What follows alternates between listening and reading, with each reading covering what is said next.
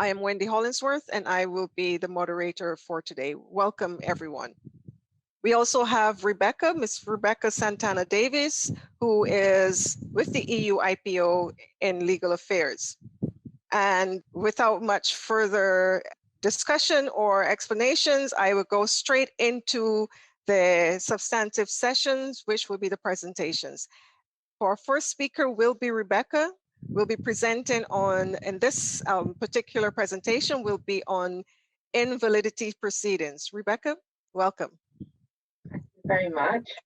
Well, thank you very much for that lovely presentation. I confirm I work in Legal Affairs Department. I'm an IP specialist working in trademarks, designs and geographical indications. Those are my three topics usually. Today I'm going to put my design hat on, and in fact not an examination. We're going to be talking about invalidity, the registered community design grounds for invalidity we're going to be talking about today.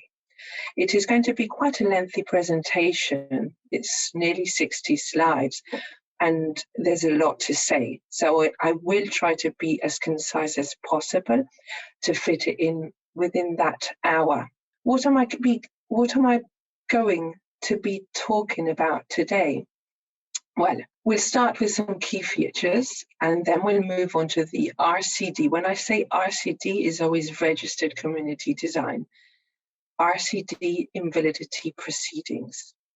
The filing, admissibility requirements, languages mainly we'll be tackling, the adversarial phase, substantiation. We're going to be tackling really substantiation and the decision. So let's start with those key features. When can we file an invalidity request? Obviously at any time after publication of the registration. By whom? On request of any natural or legal person if we're talking about absolute grounds, or an interested party if we're talking about relative grounds. In what languages? We will tackle carefully the language regime in a minute, but it's in the 5 languages of the office: English, Spanish, French, Italian, and German. The decision is based on facts, evidence, and arguments which have been submitted by the parties. That's it. Another key feature of the invalidity proceeding is that there is a possibility to obtain a partial invalidity. We'll see after when and if it is always possible for all the grounds. Let's start with some basics before going to substantiation. So how do we file an application for invalidity? It can be done by electronic filing. It's through the e-filing system, through the user area, or by mail.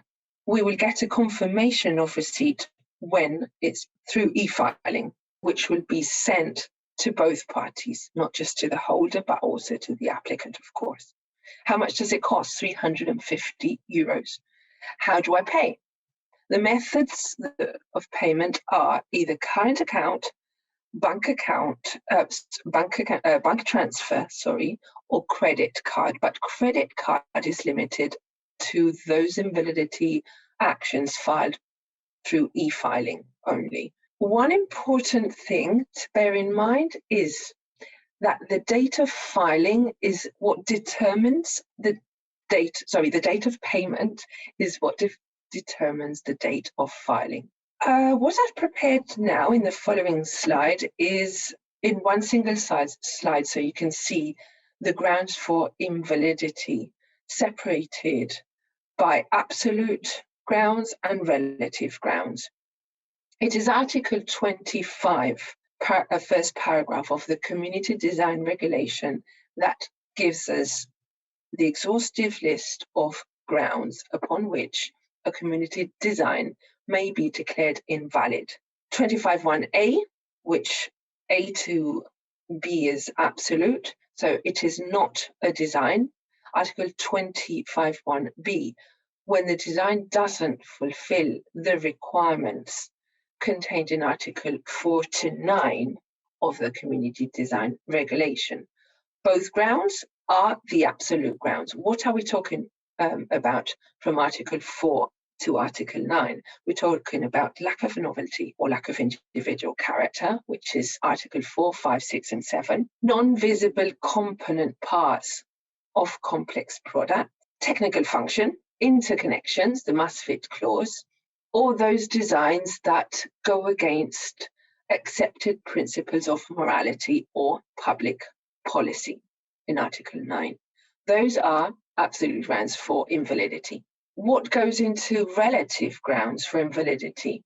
Lack of entitlement in Article 25(1)(c), conflict with a prior design, conflict with a distinctive sign, the unauthorized use of a work which has been protected under copyright law, and finally, what we consider the improper use of any of the items listed in Article 6 of the Paris Convention and badges, emblems, and escutcheons of particular interest. We'll go through each of these, but I wanted to have these in one single slide so you could see the difference, or which are considered absolute and which are relative. And before we go into substance, let me finish with the language of proceedings. Article 98 is where we find the language of proceedings. Whoever was with me in the last presentation I gave about examination might remember, and if not, I will recall this very quickly, that the application for registered community design always has to indicate two languages, a first and a second language. The first one is any of the 23 languages of the European Union, but the second language is just one of the 5 languages of the office that I've mentioned before and that you see on the slide. Why?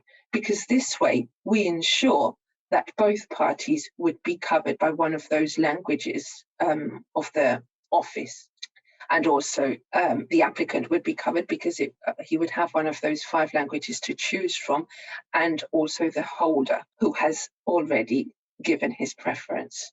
So the application for invalidity will be filed in the first language of the registered community design, but only where that first language is one of those first languages of the office. All right? Put you an example.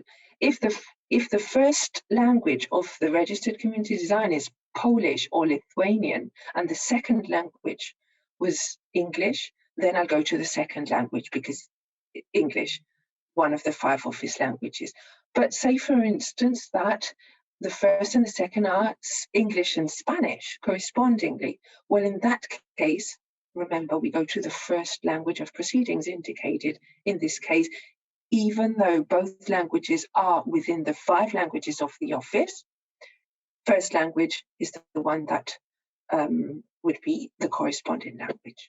What happens if there's a wrong language chosen? Well, in that case, the invalidity decision will have to invite the applicant to submit a translation within those months.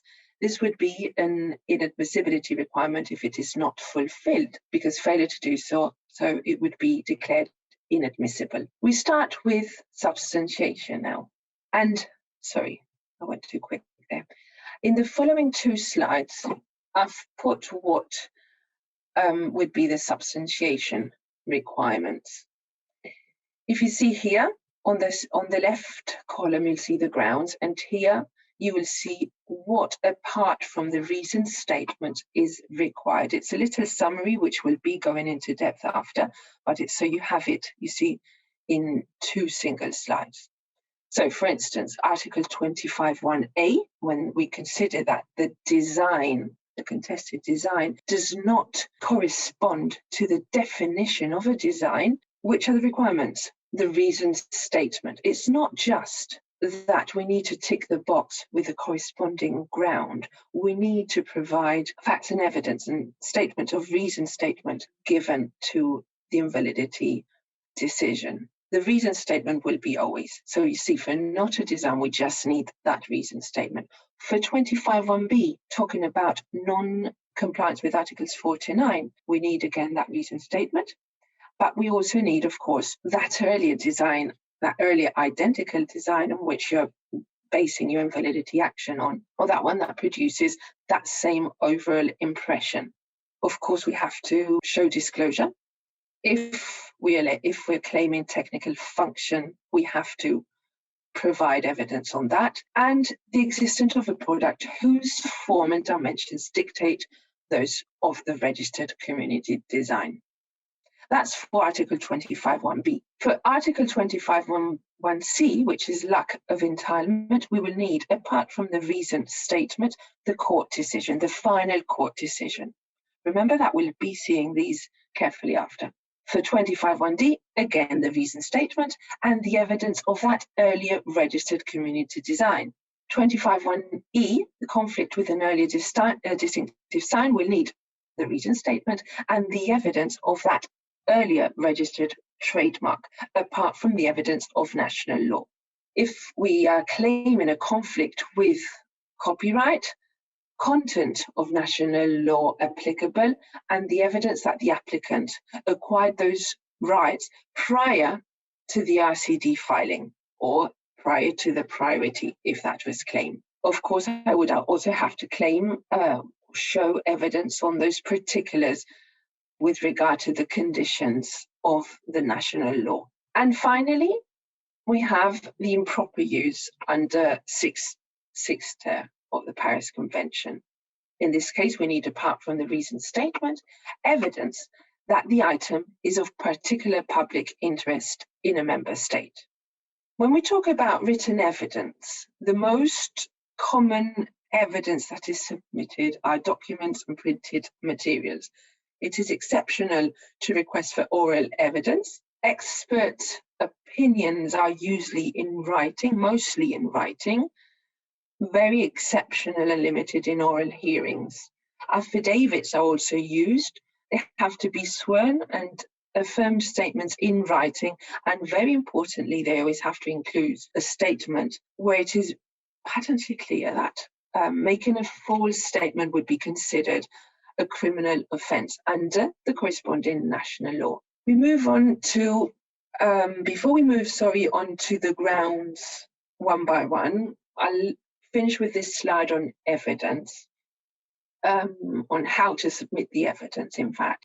If I'm submitting a lot of evidence, a lot of documentation, well, the relevant parts of that evidence will have to be translated into the language of proceedings, just the relevant parts. Okay, if not, the evidence could be disregarded. If they're insufficient quality, the copies are insufficient quality, they could be disregarded if the invalidity in the operations department did not consider that they're legible, for instance. Any new evidence that is submitted after, at a later stage of the proceedings, after the invalidity application has been submitted, may be disregarded, not always. We start with the grounds now, and we'll start with, of course, 25.1a, which is when a design, we think that that design doesn't correspond to the definition of the design. It is Article 3a that gives us the definition of design, which is that appearance of the whole or a part of the product, which results from the features, be it lines, colors, shape, texture, materials, ornamentation. Appearance of the whole or part of a product, and the product means any industrial or handicraft item. It will be assessed by the EUIPO ex officio before registration. We have two grounds in ex officio registration: if it complies with the definition of a design, or if it's against public policy or morality. So compliance with the definition of a design will be assessed by the office ex officio before that registration, but it could also be raised as an invalidity ground by a third party. What would be a possible objection? That it's not a product, say a living organism, for instance, that it doesn't correspond to one single object, it's not a unitary object. Think about those images that disclose different designs or ideas and methods of use. Those would not be considered a design. I've put you an example here of a decision which was then confirmed by the boards. In this case, the subject matter in the registration did not correspond to the definition of the design. We were talking about living organisms. The representations of tomatoes, these were considered not to be grain d'un fruit. The real tomato was seeking protection by that registration of community design, and it was considered and confirmed that it wasn't a design. Article 25(1)(b), remember, from Articles 4 to 9. Here we have, little summary, lack of novelty and individual character, non-visible components, parts of complex products, technical function, etc. And we start by Article 4. A design will be protected by a community design to the extent that it's new and it has individual character. Article 5, we're talking about novelty. It's a matter of fact, is there in the prior art an identical design or not? Article 6 tackles individual character, and this is a subjective assessment. It is a question of assessing if there's no design that produces a similar overall impression. You see the difference between novelty and individual character. So the first step will be the assessment of that disclosure of an earlier design in Article 7. How do I do this assessment? How do we do this assessment of disclosure?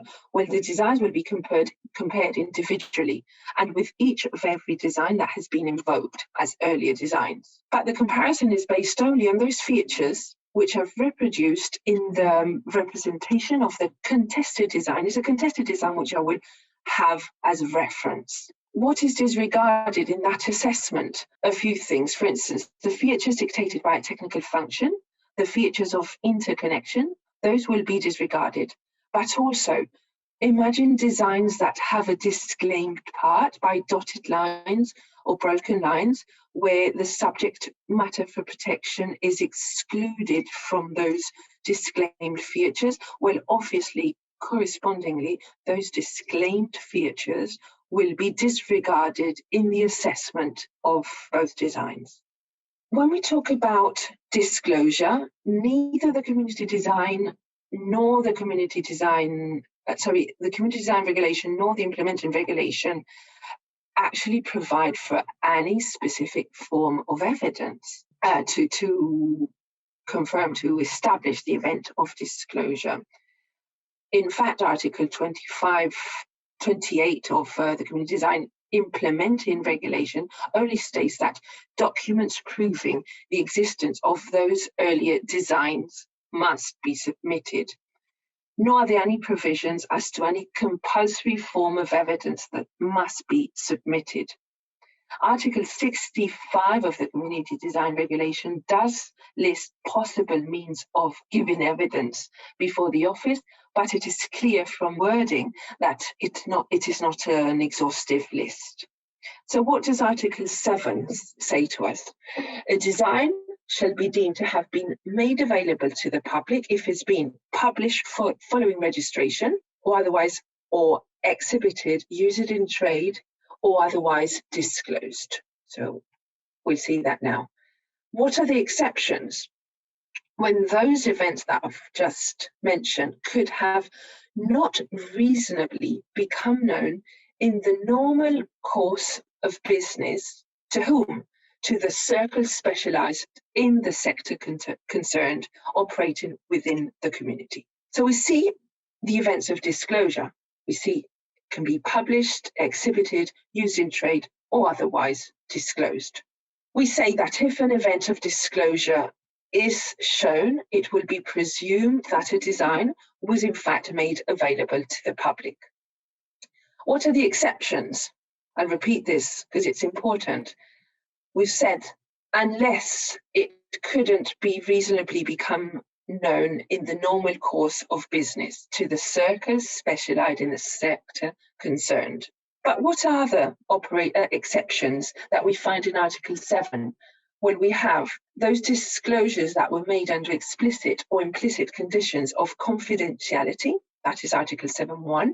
Those disclosures that were made by a designer or his successor in title during those 12-month period before filing, we're talking about the grace period, Article 7.2, and finally 7.3. If a disclosure was made as a consequence of a possible abuse in relation to a designer, in that case also, in none of these three cases, will these disclosures be taken into account. Let's see a few examples of registrations, official publications, or for instance, industrial property offices.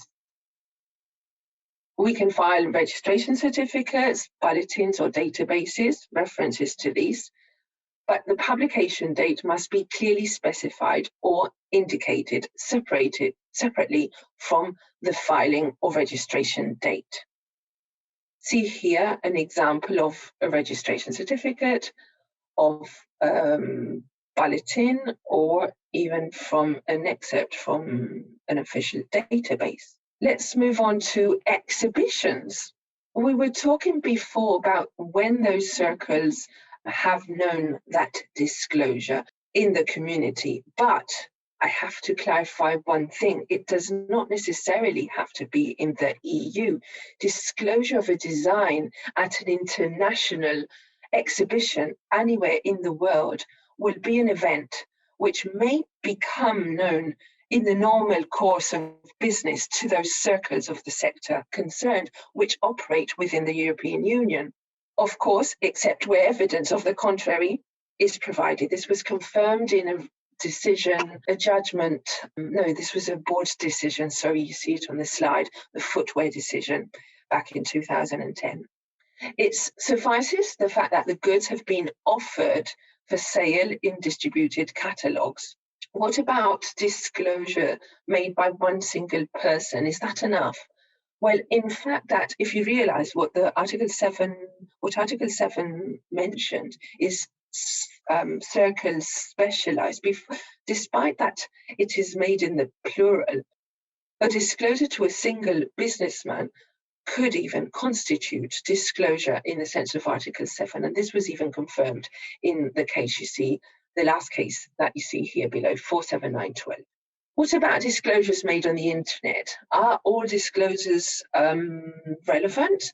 Well, we need the timestamp of those modifications in the history of the web page address which bears a date. That is important, and you have to do that in a screenshot. Or for instance, one which is relevant is the Wayback Machine, archived web page versions.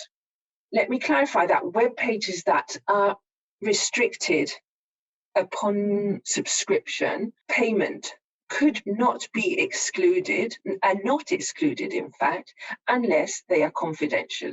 So even if they're private, even if I have to pay to go to them, they're fine, they're not excluded, unless they're completely confidential. In that case, they would be excluded. See an example here of internet archives, of Amazon retail portal, or internet articles. I will share the presentation with you, or I will ask one of our colleagues to send them to you, so you can maximize the printouts and the screenshots, so you can see in here, it is down the bottom, for instance, always stating clearly the date, of course. What about social media? Well, social media is not considered as a reliable source to prove disclosure. The Google cache is neither accepted. We've talked about affidavits before. Well, as a matter of fact, affidavits themselves will not be sufficient to prove disclosure of an earlier design, but it can corroborate, it can clarify additional documents. Please remember, I've put it here at the bottom so you remember it. We need to have a clause, a statement by the person signing the affidavit that making a false statement would be considered under the corresponding national law as a criminal offence. We move now to the interesting topic of novelty. And well, this is Article 5, as I was saying before. Article 5 says that a design will be considered to be new if no identical design has been made available to the public. We've already seen how to make that design available to the public. There will be identity if the contested community design is included Remember what I said before, that it is the contested community design which we take as a reference. So there will be identity if that contested community design is included into a more complex product, into a more complex earlier design, but not vice versa. Always a reference is the community design. So that's paragraph 1 of the community design. Paragraph 2 clarifies that a design will be considered to be identical if the features only differ in immaterial details. As I said before, it is an objective test.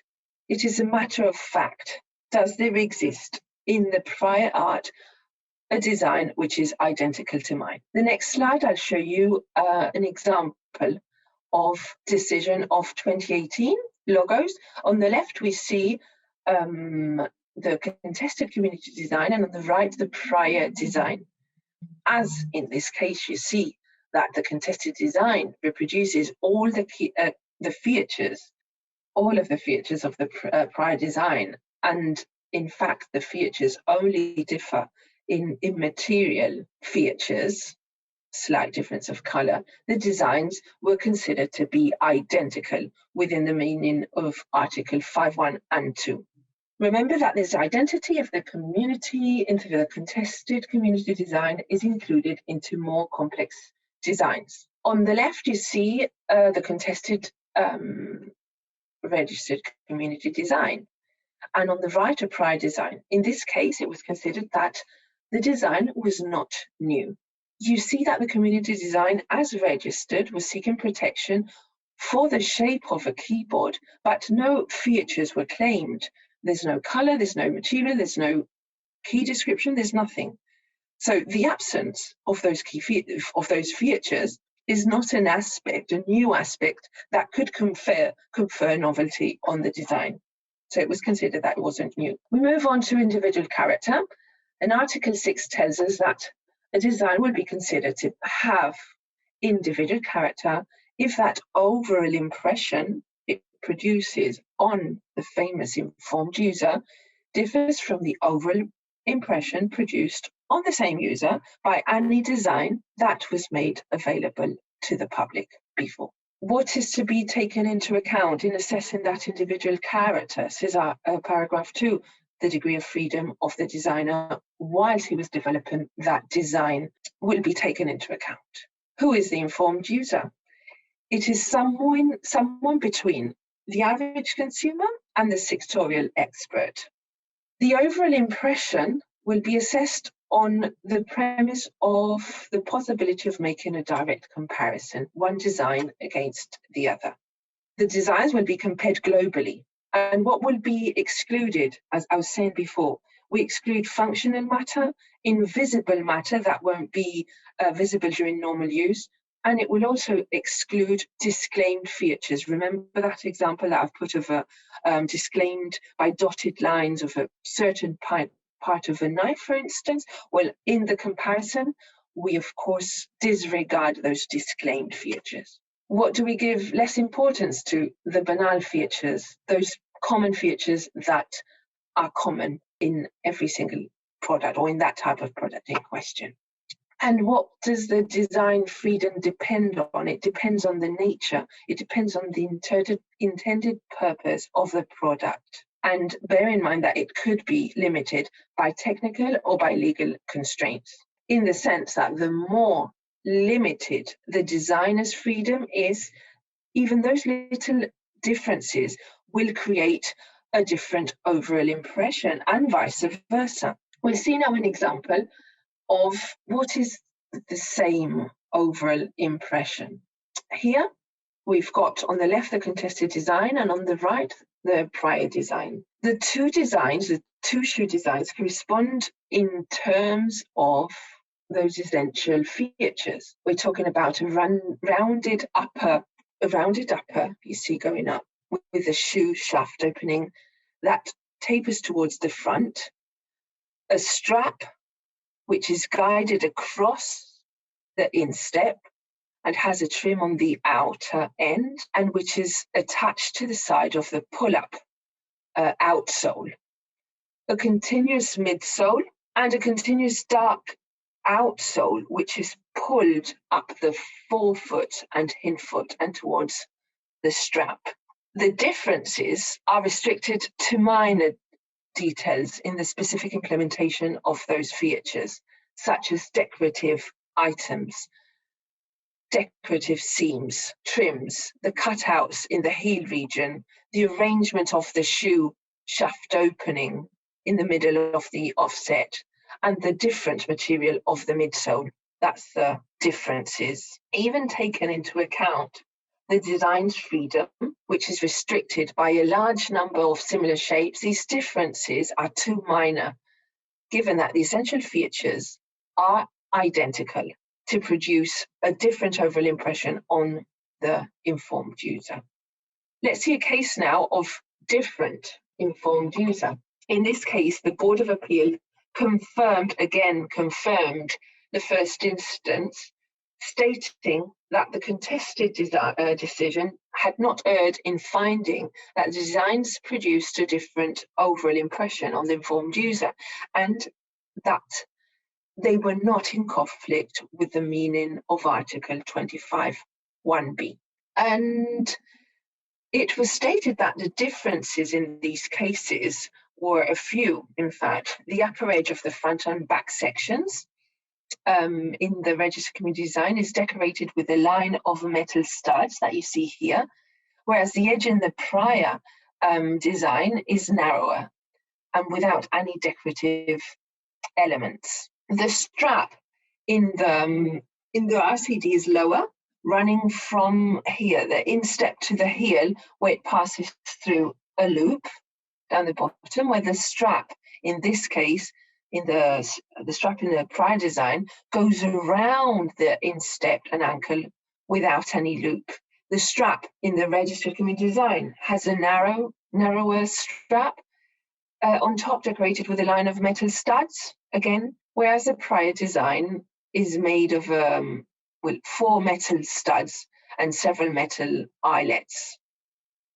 Finally, the registered community design was confirmed that was made of a polished material resembling artificial leather, whereas the prior design was made of matte material resembling Nobuck leather with darker boot toe tip.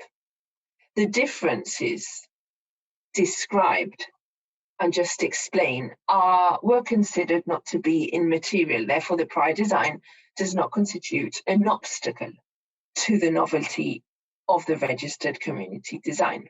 We move to another example now, which is another different overall impression. And we have to take into account when we are tackling, when we do a comparison of designs, every single feature and the weight of every single feature. I've just put you a clear example now. How does that affect the overall impression?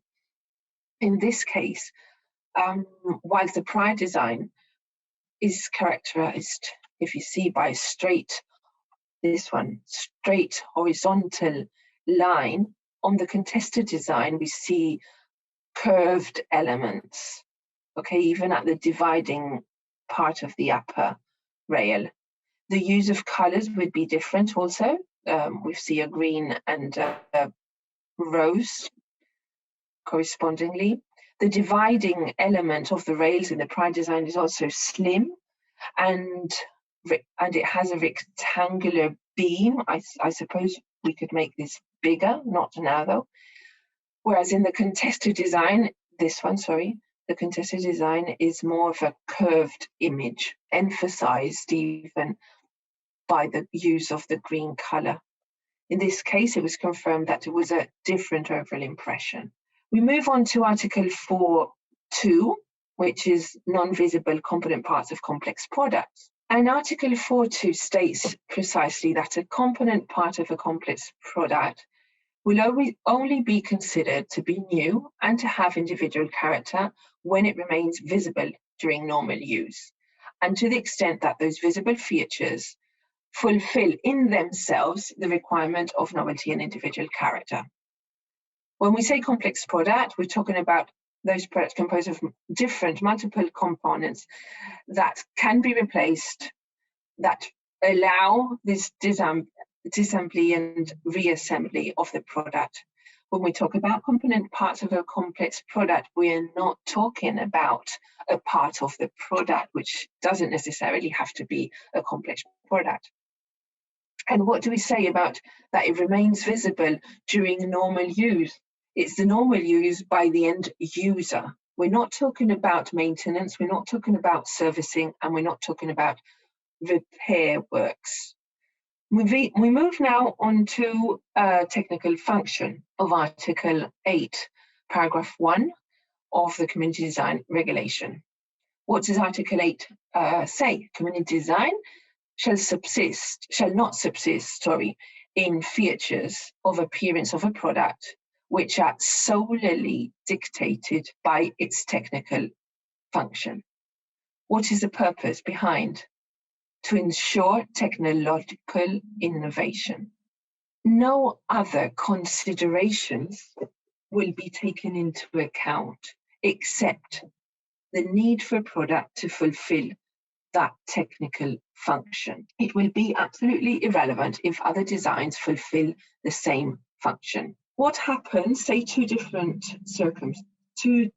scenarios. If all the essential features are technical, remember they're solely dictated by its technical function. So if all the essential features are technical, then the community design will be invalidated. But what happens if some of the parts, some of the features are technical? Well then, remember what I said before, those features will be ignored in the assessment. Burden of proof that the design itself falls into technical function will rely on the invalidity applicant. When we talk about technical function, there's one important decision, which is DOSERAM. DOSERAM is, well, the decision, if you want to take that down, I think it is in one of the slides after, is C395/16. What did DOSERAM say? That other considerations than the need for the product to fulfill that technical function, in particular the visual aspect, determined the choice of features will be decisive. But as I said before, not the fact that there exists other alternative designs.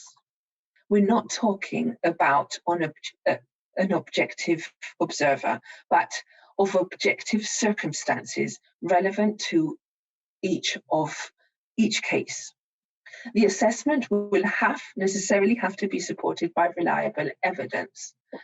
What evidence are we talking about? Evidence of the design itself, about its use, about its existence, the existence of the alternative, if there are alternatives, and the reasons why features were chosen.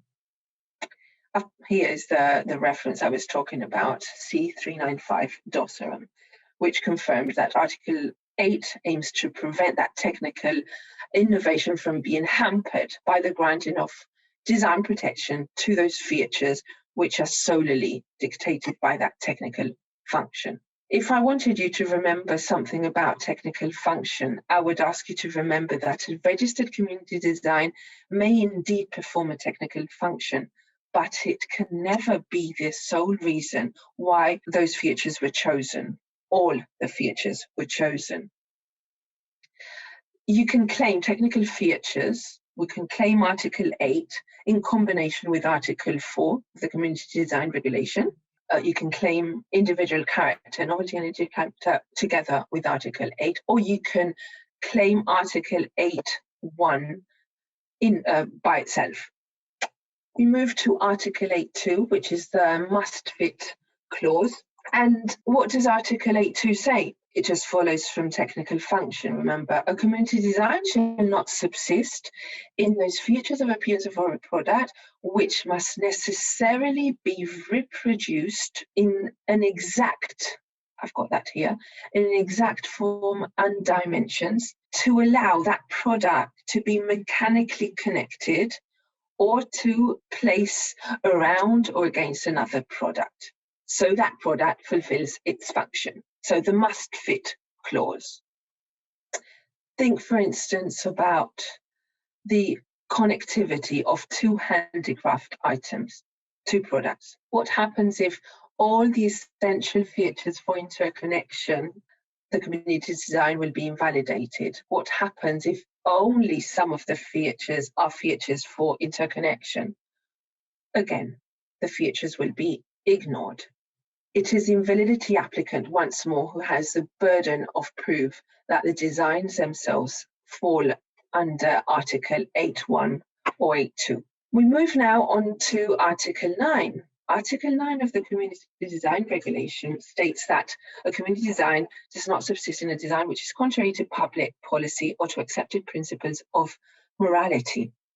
Remember, in examination, we have two grounds. The fact that the design doesn't fulfill the definition, does not correspond to the definition of a design, and we've seen that we have the possibility to invalidate it if, despite that, the design was registered. And we also have the possibility to invoke this argument based on Article 9 of the Community Design Regulation as a ground for invalidity. When we talk about this ground, as I was saying before, it's already assessed by the EUIPO ex officio upon registration. What is considered as public policy? It's a genuine and sufficiently serious threat of fundamental interest of the society, and what is considered to be or to fall under morality. Well, think about offensive. Anything offensive, from what perspective? From a reasonable person of a normal sensitivity and tolerance. If the invalidity ground is Article 9, the request applies obviously to the design as a whole, not to a part, not to the offensive part within the design, to the design itself. We move to Article 25.1c now, which is lack of entitlement. We've finished the absolute grounds. And what does lack of entitlement say? What does the Article 25.1c say? We need a court decision telling us that who the right holder is. So if the holder, we consider that the holder is not entitled to the community design, and that design vests in another community design owner, well, we have this article to invalidate that design. What is the only condition? That the court decision is final. And it's not limited to the courts of the member states of the European Union, in fact. But who can invoke it? Only the person who's entitled to the community design. So it will be the designer or the successor entitled. What does the EUIPO do? The EUIPO can only declare a community design invalid. So if you apply Article 25.1c, or if you invoke, 25.1c, the EUIPO will only be able to declare that community design invalid. But there's no possibility contemplated in the regulation to transfer the design to the rightful owner. In the trademark reform a few years back, that was one of the changes, that when the EUIPO had declared that invalidation, you could also transfer it to the rightful owner. But in designs, we don't have that. That can only be done by the National Court.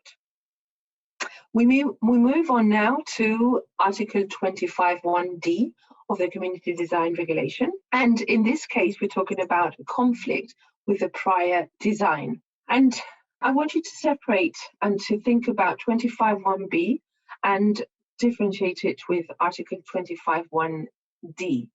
What does Article 25.1d say? That if the community design is in conflict with a prior design that has been made available after the date of filing or date of priority, and which is protected prior to that said date, then I will be able to invalidate it.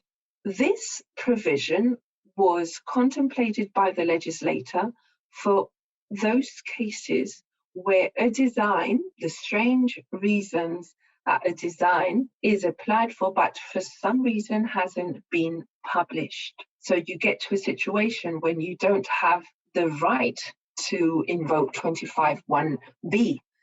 For that is for what the legislator created 25(1)(d).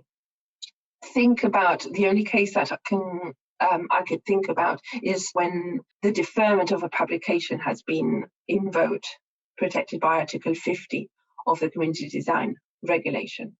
Things to bear in mind when we talk about 25(1)(d), the conflict, the prior design, the fact that it's been made available after the date, but which is protected prior the said date. What prior designs are we talking about? They can be registered or they can be applied for. Applied in a community for a community design or a national design of a member state, or even an international design. But the prior design needs to have an earlier filing date and must have been published, the prior design. Who can invoke it? Only the holder of that prior right. Important here is that if you remember, the article was set, Article 25(1)(d) was saying that the prior right has to be in conflict with, right? How do we assess this conflict? It's the same as an infringement in Article 10 of the Community Design Regulation. So what will we assess? If conflicting designs produce the same overall impression on the informed user. I'll put you an example now so you see it. This is a decision of bottle openers. On the left, we see the contested registered community design, and here, the prior German designs. The conditions in this case covered by Article 25(1)(d) was said that were not met. Why? Because although the prior designs had been protected before the RCD filing date, they hadn't been made available through that publication of the registration after the RCD filing date, but before it. What happens when our publication has been made before it? For that we have Article 25(1)(b). As 25(1)(b) hadn't been invoked by the applicant, Article 25(1)(d), one of the conditions of Article 25(1)(d) was not met and therefore rejected. We're finishing the presentation. We're getting close to it. We've got a few more grounds left. We've got conflict with a prior distinctive sign, which I find quite interesting. It's when a distinctive sign is used in a subsequent design, but the community law or the law of the member state has to confer the right to prohibit such use. So stick to distinctive sign. What possible distinctive signs do we have? Remember, we've got trademarks, we've got trade names, we've got corporate names, we've got titles, domain names, and also we've got geographical indications. Who can invoke this article? Just the holder of that earlier distinctive sign. I'll put you a few examples here. There. This was the use of a distinctive sign in a subsequent design. On the left here, you see the contested registered community design, which was registered for Class 11 jewellery. And on the top, it's the verbal element, the verbal EUTM, which was registered for Class 14 jewellery. So we see that the goods are identical. The word element, the Painagonda word element, is distinctive in relation to the product. It has no meaning whatsoever. The signs cannot be compared conceptually, but in fact, visually and orally, they are identical or very similar at least. So it was said that there is a likelihood of confusion on part of the relevant public, and therefore the RCD was declared invalid. This is another example of a use of a distinctive sign in a subsequent design. On the top here, these three, this is the contested RCD, which was registered for footwear, and on the right here we see the earlier Swedish trademark, also for goods in Class 25 footwear. We see again that the goods are identical, and the earlier trademark was validly registered for footwear. So we know whatever is registered enjoys at least a minimum distinctive character. The contested registered community design indeed enjoys a remarkable resemblance with the prior design, with the earlier trademark, but it has also other elements. It has color, it has verbal element, but those other elements were not enough to override that overall impression of similarity. It was said that the contested design is highly visually similar to the applicant's earlier trademark, to the extent that the informed user would perceive it as the earlier distinctive sign, as giving information about the origin of the goods. We've got Article 25.1f and 25.1g to finish with. We've got unauthorized use of an earlier copyright work, and the article says that if the design constitutes enough unauthorized use of a work protected under the copyright law of a member state, it will be invalidated. We're not talking about contesting the ownership of a community design. We're talking about enough unauthorized use. Who will be able to invoke this? Again, the holder of an earlier copyright work. What does the applicant need to show? According to the article, it will be the existence of a copyright protected work under the corresponding law, the ownership of that copyright, the fact that the rights to a copyright protected were acquired obviously before the filing of my contested community design, and the fact that the unauthorized use, very important, unauthorized use of a copyright protected work is contained in that later community design. I put you an example here of what was considered an unauthorized use of an earlier copyright work. On the left, we see the registered community design, and on the right, the trip-trap chair. What was the claim? Well, I'll say before that in both Belgium and Danish jurisdictions, in the infringement actions brought before the national courts, the invalidity applicant was the plaintiff, and the RCD holder, the registered community design holder, was the defendant. So the claim was that the design of the holder's high chair, as shown in the community design registration, was infringing the copyright in the design of the trip-trap chair invoked by the applicant in invalidity proceedings. What happened? That this ground was declared unfounded. Both court proceedings had found that the holder's designs for the infant high chair wasn't infringing the applicant's copyright. So the conditions under which protection is conferred, including that level of originality, can never differ from those of the national court proceedings, and therefore the action was declared unfounded. We move to Article 25.1g, improper use of items, listed in Article 6 of the Paris Convention. What does this article tell us? We have a ground to invalidate a design if it constitutes, again, improper use of any item listed in Article 6 of the Paris Convention, or when we talk about badges, emblems, or escutcheons other than those covered by Article 6, and importantly, which are of particular interest of a member state. What can be of a particular interest of a member state? Think about a religious symbol, think about a political symbol, or a symbol of public body or administration, such as provinces or municipalities. Who can invoke it? The persons or entities affected.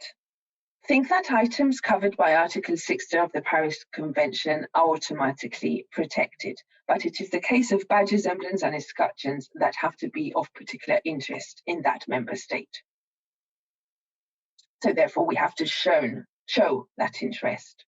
We move now on to, we've finished with the grounds. We move on to the decision. We've seen an overview of from the moment we lodge an invalidity application.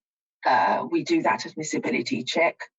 We check that the fee has been paid. We remember what determines the invalidity action. We check that all admissibility criteria have been fulfilled. We notify that admissibility.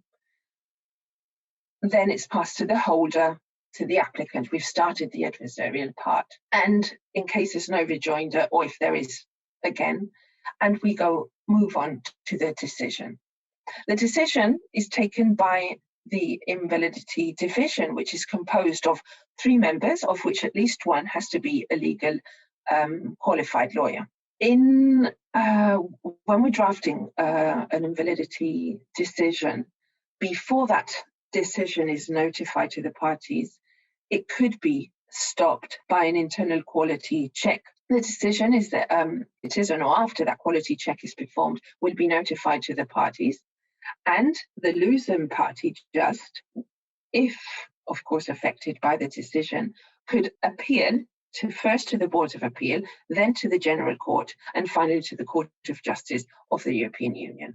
What are the consequences of invalidity? The consequences of invalidity are contained in Article 26 of the Community Design Regulation. The design will be invalidated as from the outset. It's what we call an ex tunc effect. We have the possibility to maintain a community design in an amended form, but not for all the grounds, only in respect with the grounds that you see on the slide, 25(1)(b), E, F, or G.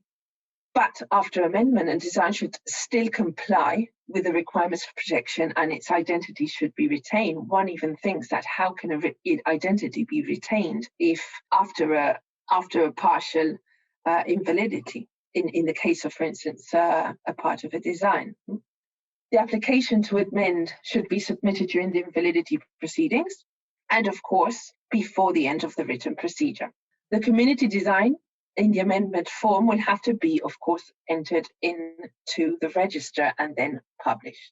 I've left you here, the final slide of my presentation, which, well, I said before when I talk about community design regulation, implementing regulation, those are the acronyms. I've inserted a link to the legal text, both legal text. I've inserted also a link to our guidelines, where we've got guidelines for the examination of registered community design and guidelines for the invalidity of a registered community design. This is the link to the invalidity, but you move one step up and you would find the examination ones. This is a link to the forms and filing, and finally a link to eSearch Plus, where you can see trademarks, designs, owners, representative. Even we can have in eSearch case law, we have also the jurisprudence, a link there. With this, I end my presentation. I know it's been a bit long. I'm not sure if I've taken too much time. Sorry for that. But as I said, it was going to be quite an intense one.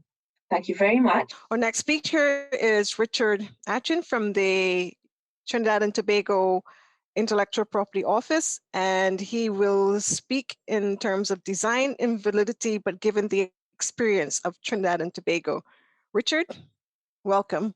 Great. So thankfully, this will be a bit shorter because we don't have as many provisions. Simple as that. So we have one law that has been amended once, that came into effect since 1996, just shortly after we joined the WTO. So it is very closely worded like the TRIPS agreement language, plus a few small tweaks over the years. So our definition is pretty simple. Any composition of lines and colors, three-dimensional, and something that's judged by the eye. We have no mention of dimensions or materials at all, so that doesn't factor at all in our definition of what is a protectable industrial design. And this also reads on to our invalidities. Therefore, our invalidity requirements are also tied to this definition as well. So one ground of invalidity is the design is not composed of lines and colors, and as simple as that. In fact, the other exception there is that what won't be protectable will be something that serves solely to obtain a technical function. So technical functions are not protectable. Solely technical functions are not protectable under our law. Okay, that leaves no freedom regarding arbitrary features. If it doesn't leave space for art or for ornamentation. So the emphasis with our industrial design law is on the ornamental aspects of what's judged by the eye. The other main point that affects invalidity is novelty. And the simple definition is not disclosed to the public anywhere in the world by publication, in tangible form, by use in any other way prior to the filing date. or where applicable, the priority date. Now, we have a grace period of 12 months prior to the filing date. So we won't take into consideration a prior publication if it is not more than 12 months prior to the filing date. Now, of course, that catch-all not contrary to public order or morality. So in essence, our invalidity conditions revolve around novelty and whether or not this thing is composed of lines and colors, etc. Okay, and another unique feature, perhaps if I can get onto some before I get into a unique feature of our industrial design system, or how it's been used, I should say, is that the vast majority of our users are local applicants, and sort of and the numbers are pretty low to start with. So in a given year, we may have 20 applications in all. Of those 20, 2 might be foreign, and the other 18 are local. And the good part about that is that most people, before they file, they come and they speak to the office. They ask for guidance, what can be protected. And that is actually at the point where we do manage to winnow out what features might, or things that might have issues or novelty issues. So the applicants get a heads up, especially local applicants. They get a heads up early o'clock when they attempt to file or they seek guidance. Can I file for this? Is this protectable? And we would do a preliminary prior art search or novelty check and give some guidance on that. And so many of them have had to go back to the drawing board and refine things, especially when they try to, in their minds, for example, one guy had a lighting fixture, a fluorescent lighting fixture that he's manufacturing, and he wants to protect it. But we had to point out to him the shape of this fixture that you're trying to file. On the face of it, it's a rectangle. So we can't give you a monopoly right on a rectangle. Is that the only shape? Is that the shape of the object? Say, yeah, it's a rectangle. So we won't be able to give you that shape. Are there any ornamentation features? Is there any kind of hash marks or some kind of thing? And he thought about it, and then we realized he hasn't put it into production yet. So he went back and he actually built a unique fixture or enclosure, which was deemed novel in that regard. But because he had not yet begun manufacturing, it was not a problem in that case. So that's a unique thing. So when I did ask my staff, can we dig up some examples where we had to invalidate? And we be honest, we couldn't find any because we caught them before they filed. We caught all the mistakes before they filed them. Okay. So what we spend most of our time doing is checking for novelty, online searches, public databases. The EUIPO site is also part of our sweep. Thank you very much. And there are also other tricks that we use. Google Images is also a very valuable search, and Google Lens. If you're using your phone, if you had to go on site, we can also use Google Lens to identify some objects to see if it matches anything that's already on the net. So we do get to screen most things, and so the problems that we see sometimes are things that are simply they're not new. They've been done already, done to death, or they comprise of simple geometric shapes, or they're essentially copies of existing products. And that's when we're engaging new applicants. Sometimes they're usually very open about it, and that's what we engage. And we don't just tell them the law up front. We ask them, tell me about your product. Where did this come from? And they will freely admit, oh, this is a US military knapsack that I made a copy of. Say, well, you know what? That belongs to the US military. That's not your shape. And then they volunteer. I've been selling this for the past 12 years. Oh, thank you very much for that information. and that's sometimes it's as easy as that, as in how we screen out applications that will not comply with the law. So it's not, we don't get people just rushing in and filing and then finding out, oh, that was not you. We get to meet them. It's a small society and small numbers of applicants. So we get to screen them before. I imagine, and also the foreign applications, because these are priority applications. They've already been filed somewhere else and had some examination done before, so they usually are not questionable. Okay, so typically, what we get, some of the popular items, and these are recent ones from just last year. The one on the left is an interlocking block. we do get a lot of innovations in masonry products. There's several innovators in that regard. So they don't just make ordinary blocks. This guy is making a block that interlocks or has voids and gaps in it where they can run conduits inside the walls. Because in our country, most of the structures are built from aggregate or masonry products. Okay, they're solid walls. And normally what some builders do, they build out of ordinary bricks, they build a solid wall, and then they trench the wall after to run electrical conduits, etc., which effectively weakens the wall. Okay, so in these types of designs some of them leave gaps for electrical conduits, etc. And of course, inspired by the pandemic, we've received many applications for masks and face shields. And so, of course, some people just came in with plain old masks with no ornamentation. But this person came in with something that, with a removable flap for drinking and eating and communication to deaf people. That was his main thing. So it's a transparent window so that deaf people can read his lips. All right, Tim, that's fine. The item on the left, I can give it 20 guesses as to what that might be. But it's actually a toy tree for a toy series that somebody had developed. So it's supposed to be a tree. We don't question the purpose. Just check to see if it's not. And you may not recognize the other one. It's actually a base pan. You know, we have the steel pan is very popular, and base steel pans each consist normally of a single drum. And what this innovator did, he found a way to make a folding pan out of a single drum. So one drum, he cut in half and hinged it. And then he impressed bass drum notes onto either face. Yet, of course, there's some fabrication of sheet metal in there, but essentially it's 6 steel pans contained in the space of one drum.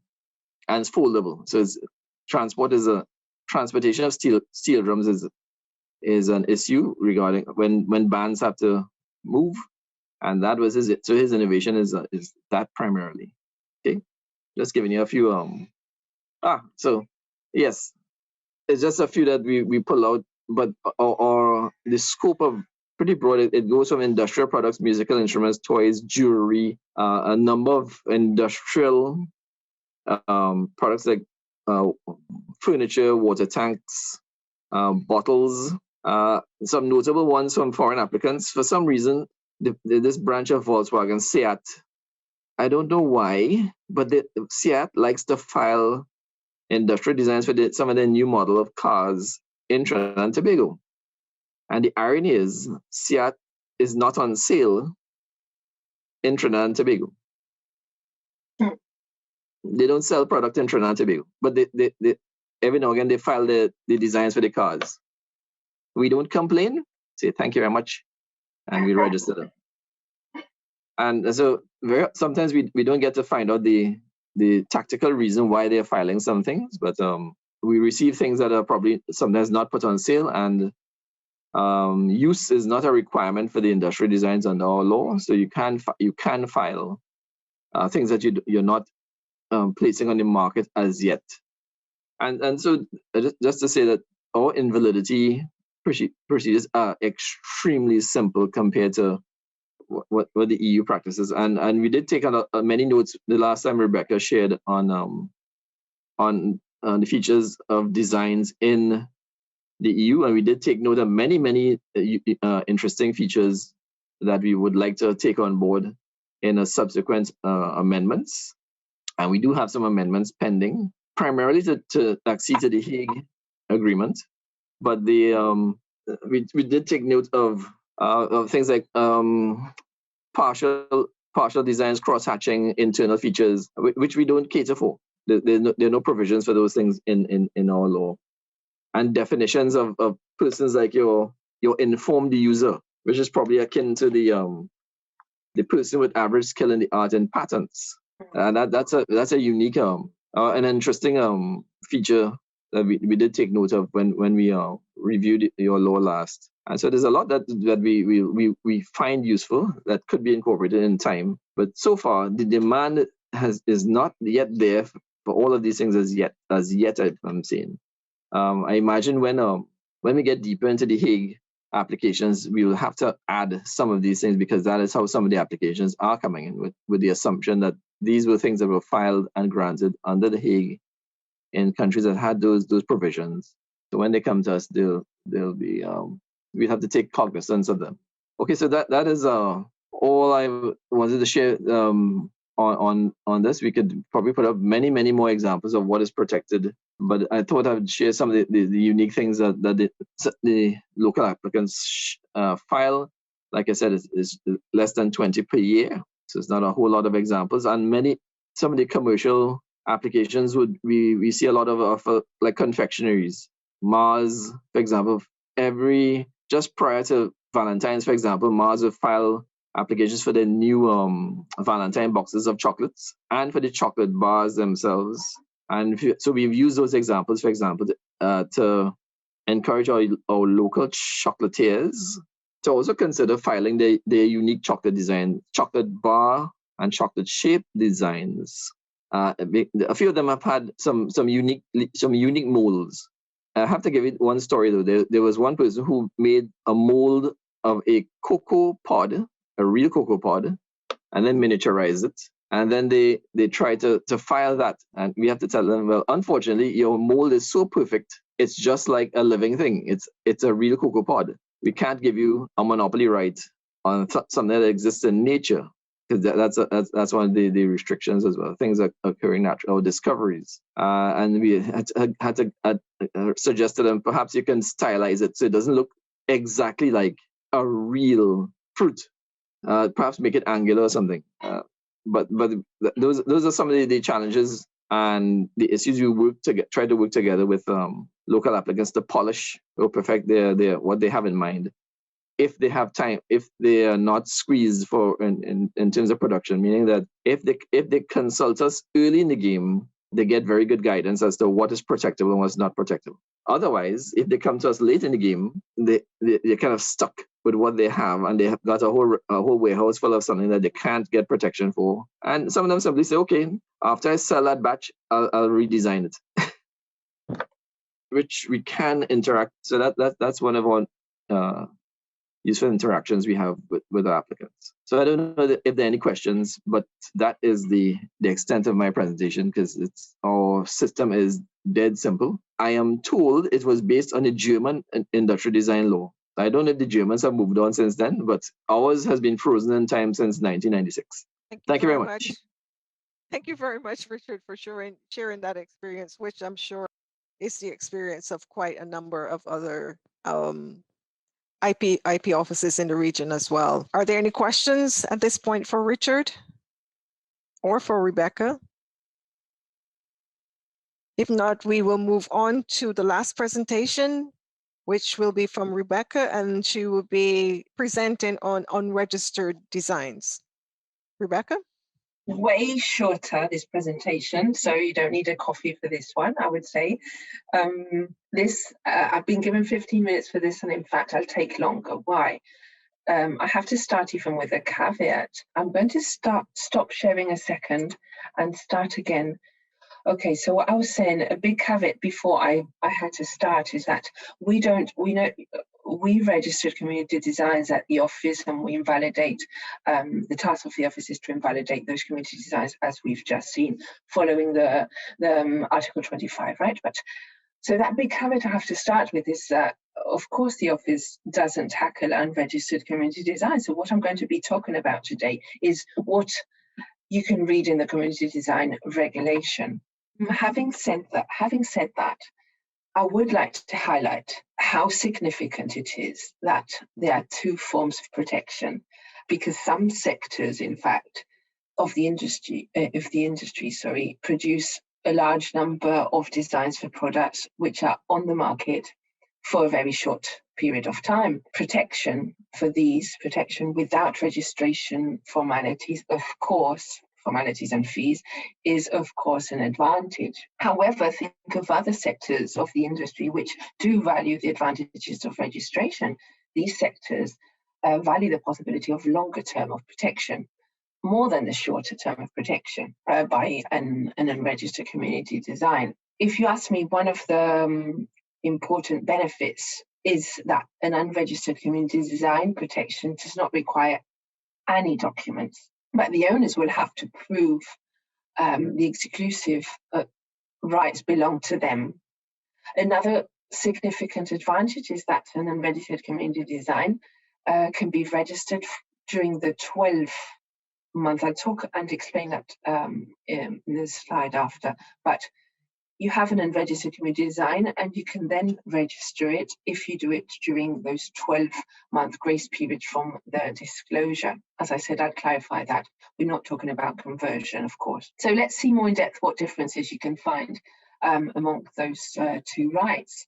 You see on this slide the main differences, but perhaps we should start by explaining what an unregistered community design is. And an unregistered community design gives the owner the right to prevent unauthorized copying of the design throughout the European Union. It's a monopoly right in the sense that only if a third party produces an article by copying will the design be infringed. The right to an unregistered community design belongs primarily to the designer or to their successor in title.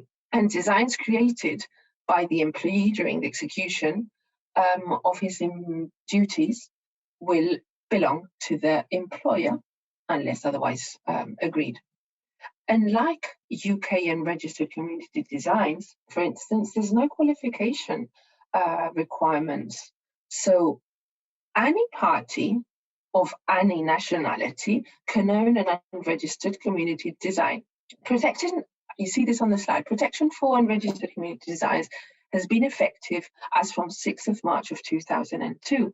Therefore, any design disclosed, any new creation disclosed for the first time on or after that date will be protected. But there's no protection, of course, for designs disclosed before that date. An unregistered community design does not require an application procedure. Easy. Why? Because the right arises automatically upon creation. The term of protection is of 3 years. Unregistered community designs are not an absolute form of protection in the sense that in order to successfully pursue an infringer, you need to show the features of the design were actually copied, what features of the design were copied. You see the differences on this slide by unregistered community design and registered community design, which was valid, which was created as from the 1st of April 2003, talking about registered community design. And it gives the owner, the holder, it gives an exclusive right to use the design and to prevent others from certain activities as we see now.